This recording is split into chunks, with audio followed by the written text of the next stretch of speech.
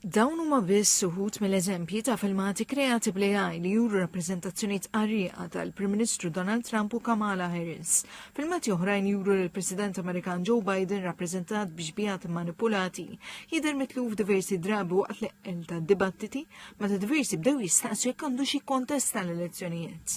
Dr. Aitana Radu hija lecturer speċjalizzata fil-komunikazzjoni s-sigurtà fl-Università. Qalet li mingħajr dubju l-AI l-intelligenza artifiċjali qed ikollha impatt fuq kull qasam tal-ħajja, partikolarment fil-qasam tal-komunikazzjoni politika. Tispjega li f'dik li qed tissejjaħ bħala s-sena tal-elezzjonijiet, biżjed minn 50 elezzjoni fosthom dawk li se jsiru fl-Istati Uniti f'Novembru, l-awtentiċità tal-informazzjoni u t-tarifi komunikat fuq diversi pjattaformi soċjali huma elementi kruċjali.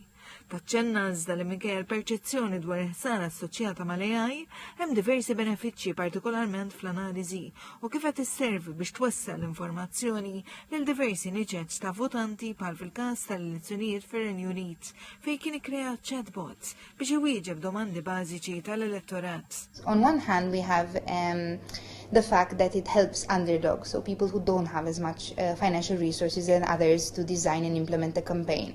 So from that point of view, it can be really useful because it can help smaller parties or smaller candidates to put themselves out there. I think secondly, it can help inform the population because we've seen applications where AI, like chatbots, like ChatGPT, are being used, for example, in the UK to answer questions about the electoral campaign. Dr. Radu tajt li hemm ukoll oħra tal-munita bħal nuqqas ta' etika u l-użijiet manipulativi tal-AI biex bijatu videos li f'xi waqt qed joskuraw il-fatti. Spjegat kif dawk li jsejħu deep fake videos qegħdin jintużaw biex ixerdu propaganda qarrieqa. F'xi waqtijiet qalet li qed ikunu determinanti biex iżidu l-pressjoni bħalma ġara fil-każ tal-President Joe Biden meta kienet jiffaċċja kritika minħabba l-età tiegħu.